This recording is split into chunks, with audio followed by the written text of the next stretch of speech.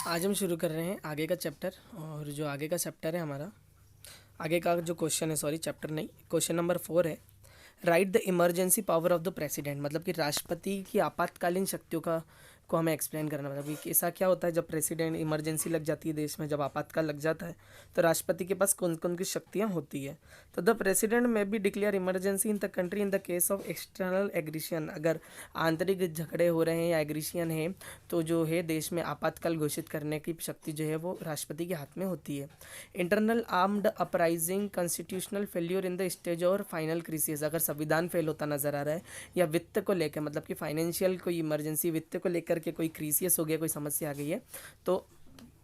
President उस समय भी देश में आपातकाल घोषित कर सकता है। The emergency can be declare by the president only on the advice of the cabinet. जो इमरजेंसी है वो प्रेसिडेंट जो है मतलब किसकी, कैबिनेट की एडवाइस पर डिक्लेयर करता है। Ratification of both the houses of parliament is necessary with in 2 months of such declaration. और जो प्रेसिडेंट है उसको सदन के मतलब कि दोनों 2 महीने के भीतर सदन के दोनों भागों में इस बात को क्लियर करना होता है कि आखिर आपातकाल देश में क्यों लगाया गया था। तो यहाँ पर हमें क्लियर हुआ कि प्रेसिडेंट को जो है आपातकाल लगाने की ताकत होती है। साथ साथ ही संविधान फेल हो जाए या फाइनेंशियल क्राइसिस आ जाए या आंतरिक कोई एग्रीशियन हो या इंटरनल कोई डिस्टर्बेंस हो, तो उस तरीके से, या एक्सटर्नल कोई डिस्प्यूट्स हो, तो ऐसी स्थिति में जो है फिर यह वॉर, युद्ध हो चल रहा हो, तो ऐसी स्थिति में जो प्रेसिडेंट है वो देश में आपातकाल घोषित कर सकते हैं। तो पहला पॉइंट हमें क्लियर हुआ कि जो देश में आपातकाल लगाने की जो शक्ति है वो किसके हाथ में होती है, तो वो होती है प्रेसिडेंट के हाथ में। अब हम बात करेंगे सेकेंड पॉइंट की। Under such circumstance, the parliament acquired the power of enacting law for the whole country or a part thereof of the union government can under such circumstance give direction to the states। अगर ऐसा कोई असमंजस बन जाता है तो फिर पूरे देश की शक्ति किसी एक व्यक्ति के पास चल जाती है, किसी एक यूनियन के पास, किसी एक संघ के पास, जो प्रेसिडेंट का होता है। मतलब कि फिर ना तो कोई विधायक की शक्ति उस समय काम आती है, ना कोई किसी और पद पे कोई जो मंत्री होता है उसकी शक्ति भी उसे उस पद पर कार्य नहीं आती। सिर्फ राष्ट्रपति होता है और उसके नीचे जो है गवर्नर रहते हैं, जो संघ बना करके कार्य कर, सरकार के अधीन सरकार को रिपोर्टिंग करते हैं, अपनी एक यूनियन बना करके, अपना एक संगठन बना करके कार्य करते हैं और उस समय देश की व्यवस्थाएं संभालते हैं। तो ये हमें क्लियर हुआ कि जब इमरजेंसी लगती है तो फिर किसी भी तरह की पावर हो वो किसी भी नेता की वो काम नहीं आती है, क्योंकि हेड सिर्फ एक ही होता है और वो रहते हैं प्रेसिडेंट, और उनके नीचे जितने भी गवर्नर होते हैं स्टेट्स के वो कार्य करते हैं।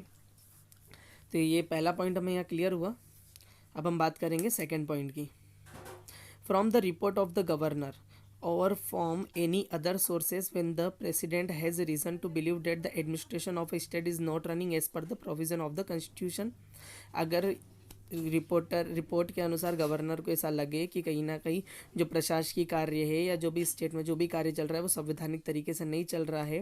Then the president with prior approval of the central cabinet may impose president's rule in that state. तो प्रेसिडेंट्स उस बात को समझ करके उनसे परमिशन लेकर के सेंट्रल कैबिनेट से अप्रूवल लेकर के प्रेसिडेंट रूल वहाँ पर लग सकता है, मतलब कि वहाँ पर इमरजेंसी या आपातकाल लग सकता है,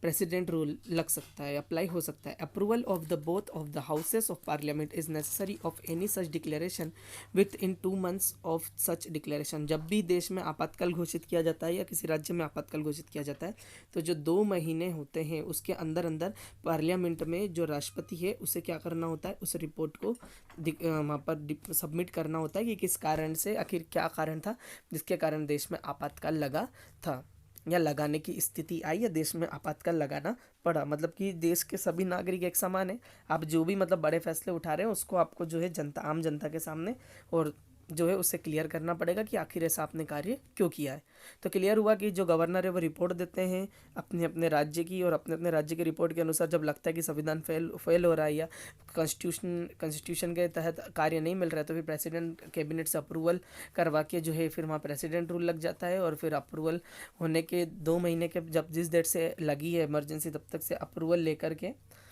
जो है उसकी इमरजेंसी की जो रिपोर्ट है वो क्या करनी पड़ती है, वहाँ पर सबमिट करनी पड़ती है, सदन में सबमिट करना पड़ती है। तो ये सेकंड पॉइंट है हमारा इस क्वेश्चन का आंसर जो हमें यहाँ पर क्लियर हो चुका है। अब हम आगे बात करेंगे थर्ड पॉइंट की, मतलब कि जो ये हम बात कर रहे हैं ये प्रेसिडेंट की वित्तीय इमरजेंसी पावर की आपातकालीन शक्ति की बात हम कर रहे हैं। जो थर्ड पॉइंट है वो है ड्यूरिंग दिस, सेकेंड पॉइंट पहले फिर थर्ड है, during this period complete a partial administration of that state comes in hands of the president. जब इमरजेंसी लग जाएगी तो पूरे राज्य का कार्य कामकाज प्रेसिडेंट के हाथ में आ जाएगा, मतलब कि राष्ट्रपति के। इस में delegated the power of administration to the governor, ये जो है अपनी शक्तियों थोड़ी बहुत मतलब अपनी शक्तियों के और गवर्नर के साथ कार्य कर सकते हैं एक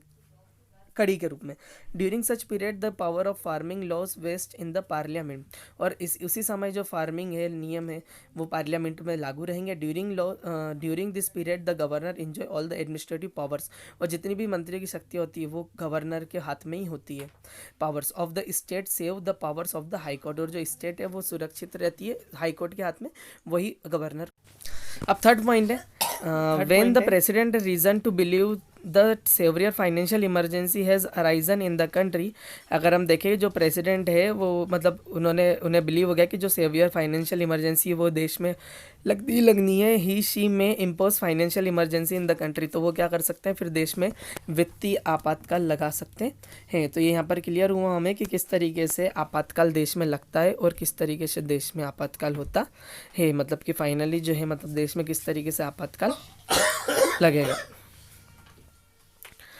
तो सारी चीज़ें हमें यहाँ पर क्लियर हो गई इस क्वेश्चन के आंसर के माध्यम से। ये चीज़ हमें क्लियर हो गई है आंसर में